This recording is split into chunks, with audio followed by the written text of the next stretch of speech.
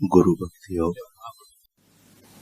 पवित्र शास्त्रों का गूढ़ रहस्य और प्राचीन सिद्धांतों का अर्थ केवल पुस्तकें पढ़ने या पांडित्यपूर्ण भाषण सुनने से समझ में नहीं आता। जो भाग्यशाली शिष्य गुरु के साथ आजीवन रहकर उनकी सेवा करते हैं और गुरु के प्रति आदर तथा भक्ति भाव रखते हैं, उनको तत्वमसि अहम ब्रह्मास्मि सर्वम खल्विदम ब्रह्म अयम आत्मा ब्रह्म आदि उपनिषदों के कथन अच्छी तरह समझ में आते हैं और उनके अर्थ का साक्षात्कार होता है। गुरु कृपा आत्मा का अंतर्दर्शन कराती है।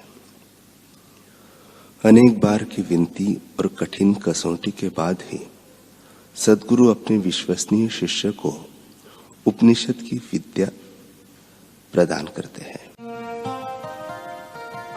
उपनिषद की परंपरा के मुताबिक आचार्य ब्रह्म विद्या का रहस्य अपने योग्य पुत्र अथवा तो विश्वसनीय शिष्य को दे सकते हैं और किसी को नहीं।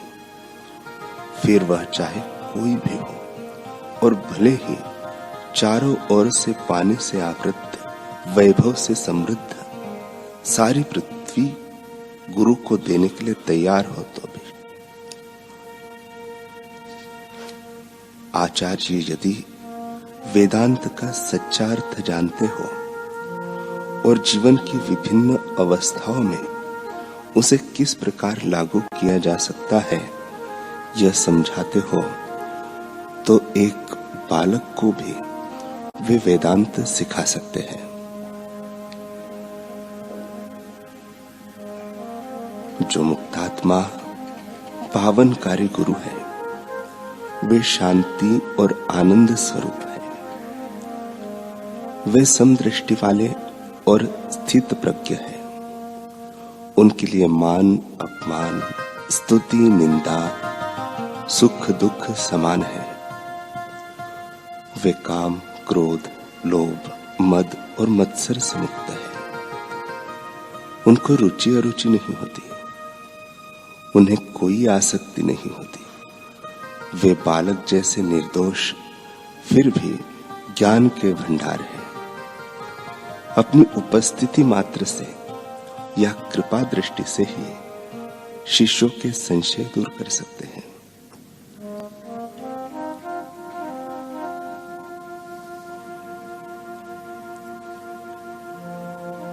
ब्रह्म को जानने का मार्ग क्या है? एक बार आनंदमयी मां शाम को गंगा किनारे टहल रही थी। वहां स्थानीय कुछ महिलाएं थी, जिनमें से एक ने आनंदमयी मां के साथ कुछ देर तक चर्चा की और प्रश्न किया कि इस दुनिया में रहते हुए ब्रह्म को कैसे जाना जा सकता है। मां ने हंसकर कहा, दुनिया है तब ब्रह्म कहा। जब तक दृष्टि सृष्टि है तब तक ब्रह्म की धारणा नहीं की जा सकती। जब ब्रह्म का साक्षात्कार होता है तब दुनिया नहीं रहती, केवल एक ब्रह्म ही रहता है। उस महिला ने उपनिषद के 2 श्लोक सुनाए। मां हंसती हुई बोली, अरे यह तो सब जानती है। अपने शरीर की तरफ इशारा करते हुए कहा, यह शरीर तो यह सब कुछ नहीं जानता।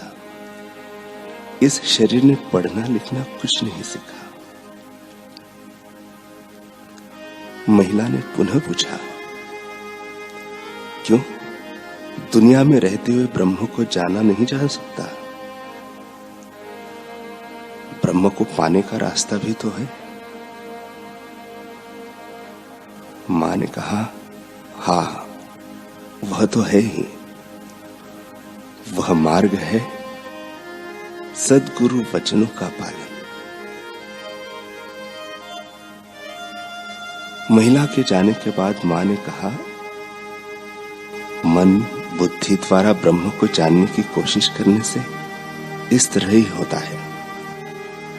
विचार द्वारा कुछ जानने से आंशिक ज्ञान लाभ होता है, कारण कि मन का स्वभाव है खंड रूप से देखना। तभी इस तरह की बातें आती हैं। ऐसा होगा, ऐसा नहीं होगा। परंतु जब ज्ञान का पूर्ण प्रकाश होता है, तब समझ में आता है कि जो जैसा कह रहा है सब ही सत्य है, इसमें कोई द्वंद्व नहीं है।